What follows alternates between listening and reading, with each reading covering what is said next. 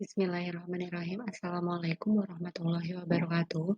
Nama saya Anita Dehartanti dari kelas Akuntansi 7 SIP 2 dengan NIM 186220119 Fakultas Ekonomi dan Bisnis Universitas Muhammadiyah Tangerang.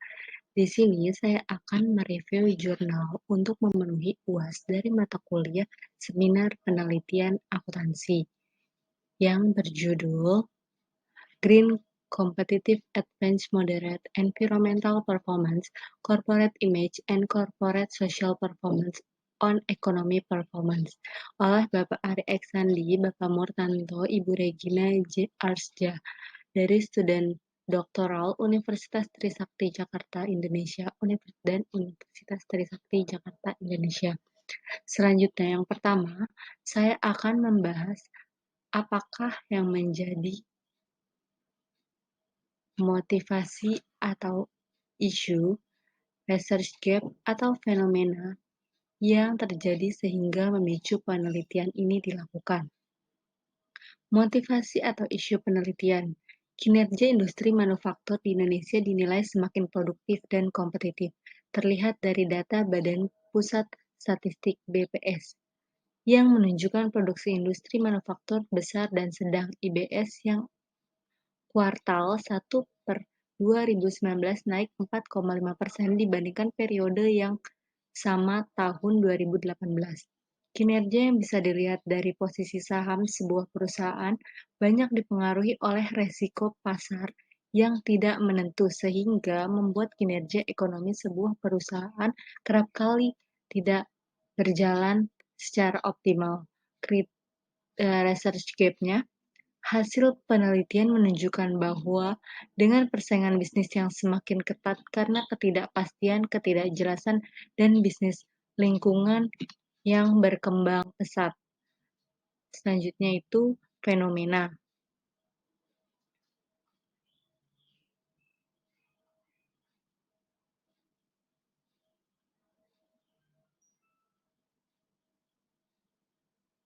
PT SAT Nusa Persada Tbk didirikan pada tahun 1990 sebagai perusahaan yang menyediakan jasa untuk manufaktur elektronik dan perusahaan produsen elektronik pertama yang berlantai di BEI pada tahun 2008.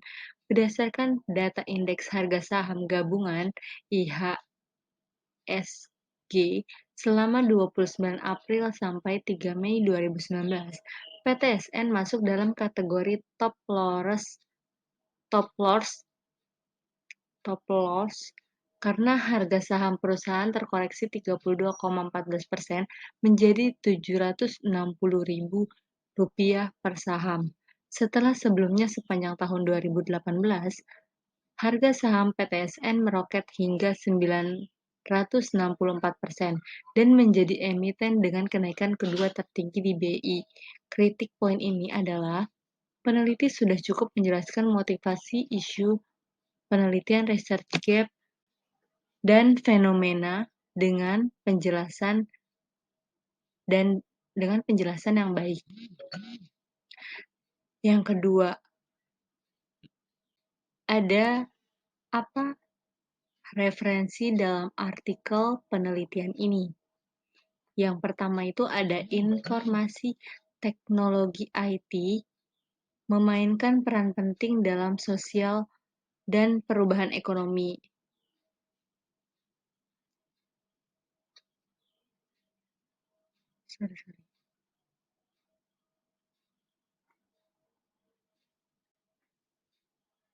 Yang B, mencapai kinerja superior, maka merupakan sebagai bentuk keunggulan kompetitif yang berkelanjutan. Sandra 2016. Yang C, mengurangi produk atau biaya layanan melalui akumulasi investasi dan penyebaran IT sebelum penurunan ekonomi. Alan, Nita, dan Suaryana 2014. Yang D ada keunggulan kompetitif atau keunggulan bersaing. Competitive advantage adalah kemampuan yang diperoleh melalui karakteristik dan sumber daya suatu perusahaan untuk memilih kinerja yang lebih tinggi. Bilgis 2017. kritik. Tidak ada kritik untuk poin ini, penulis sudah cukup menjelaskan referensi dalam penelitian ini.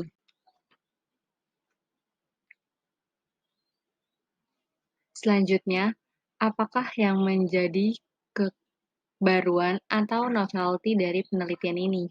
Kebaruan penelitian ini adalah kemampuan untuk menghasilkan profitabilitas tinggi dan meningkatkan laba seiring waktu dengan menggunakan metode deskriptif dan menggunakan data sekunder. Penelitian ini tidak menjelaskan secara jelas novelty penelitiannya pada bagian abstraksi ataupun pengantar penelitian. Selanjutnya, apa research question atau perumusan masalah dari penelitian ini? Yaitu ada 3. Yang pertama, apakah corporate social responsibility berpengaruh positif terhadap economic performance? Yang kedua, apakah IT capabilities berpengaruh positif terhadap economic performance? Yang ketiga, ada apakah superior performance berpengaruh positif terhadap economic performance? Dan yang terakhir ada kritiknya. Di bagian ini, peneliti tidak menjelaskan perumusan masalah secara detail. Perumusan masalahnya hanya tersirat dan implisit.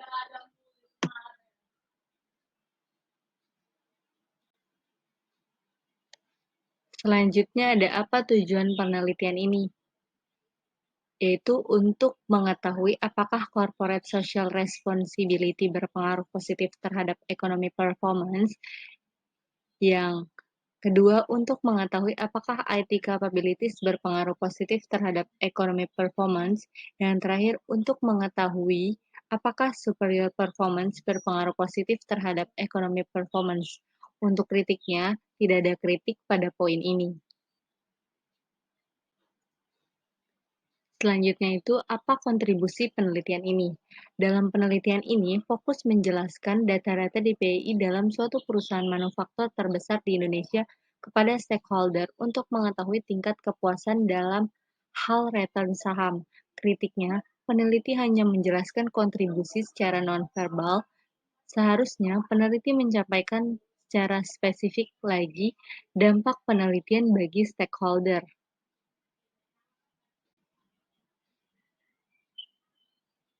Berikutnya itu ada apakah grand theory yang digunakan dalam penelitian ini? Grand theory yang digunakan pada penelitian ini ada 3. Yang pertama ada signaling theory atau teori sinyal. Yang kedua itu ada teori legitimasi. Yang ketiga itu ada teori stewardship.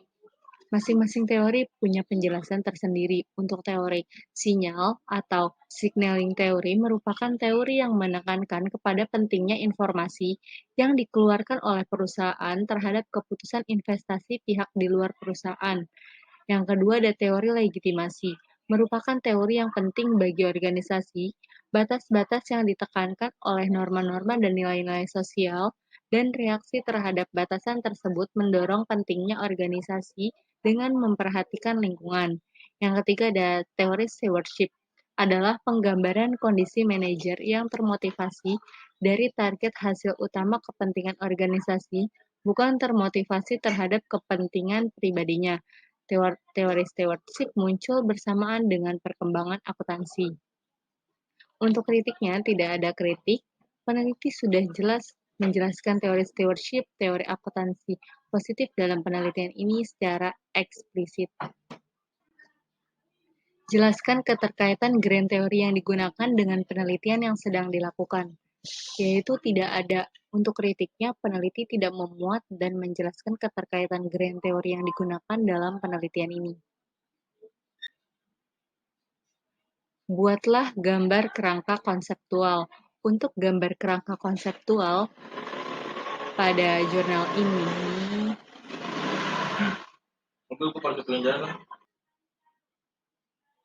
tidak ada. Untuk kritiknya, peneliti tidak memuat dan menjelaskan kerangka konseptual dalam penelitiannya. Apakah hipotesis penelitiannya? H1. Kinerja lingkungan berdampak positif terhadap kinerja ekonomi. H2. Citra perusahaan memiliki efek positif terhadap kinerja ekonomi. H3. Kinerja sosial perusahaan berdampak positif terhadap kinerja ekonomi. H4. Keunggulan kompetitif hijau berdampak positif bagi kinerja ekonomi. H5. Keunggulan kompetitif hijau memoderasi hubungan kinerja lingkungan dengan kinerja ekonomi. H6. Keunggulan kompetitif hijau memoderasi hubungan citra perusahaan dengan kinerja ekonomi. H7. Keunggulan kompetitif hijau memoderasi hubungan kinerja sosial perusahaan dengan kinerja ekonomi. Untuk kritiknya, peneliti telah menyebutkan hipotesis penelitian secara eksplisit. Redaksional hipotesis H1, H2, H3, H4 mudah dipahami sehingga hipotesis dapat ditangkap dengan jelas. Jelaskan metode penelitian yang digunakan rancangan penelitian, definisi operasional variabel dan pengukurannya, teknik penarikan sampel, unit analisis, dan jenis data yang digunakan. Rancangan penelitian. Penelitian bersifat asosiatif, definisi operasional variabel dan pengukurannya. Variabel dependen, kinerja ekonomi, variabel independen, kinerja lingkungan, citra perusahaan, dan kinerja sosial perusahaan. Untuk kritiknya, tidak ada kritik pada poin ini, peneliti sudah jelas menyampaikan definisi operasional variabel dan pengukurannya. Teknik penarikan sampel. Teknik penarikan sampel yang digunakan adalah teknik purpose sampling. Dari hasil pemilihan sampel yang menggunakan purpose sampling, terpilih 13 perusahaan manufaktur yang memenuhi kriteria dari total populasi sebanyak 65 perusahaan yang terdaftar di BI periode 2013 sampai 2017. Untuk kritiknya, tidak ada kritik pada poin ini, peneliti sudah jelas menjelaskan teknik penarikan sampel yang digunakan. Jelaskan metode penelitian yang digunakan. Untuk lanjutannya itu ada unit analisis. Analisis data dilakukan dengan menggunakan regresi data panel. Alat analisis yang digunakan adalah aplikasi eViews versi 0.9. Kritiknya, peneliti sudah jelas menyampaikan unit analisis tapi secara implisit. Selanjutnya ada jenis data. Data penelitian yang digunakan adalah data sekunder dengan metode dokumentasi. Data didapat dari semua catatan dan dokumentasi perusahaan serta laporan keuangan melalui website www.idx.co.id. Kritiknya, peneliti sudah menampilkan jenis data secara jelas tapi secara implisit. Selanjutnya ada uji kelayakan model. Uji kelayakan model dalam penelitian ini menggunakan uji hipotesis. Kritiknya, peneliti sudah jelas menampilkan uji kelayakan model tapi secara implisit. Selanjutnya ada metode analisis data. Metode analisis data yang digunakan adalah metode analisis regresi data panel dengan beberapa indikator penilaian diantaranya yaitu analisis deskriptif model, regresi data panel, uji asumsi klasik, dan uji hipotesis. Kritik. Peneliti sudah menampilkan jenis data secara jelas tapi secara implisit.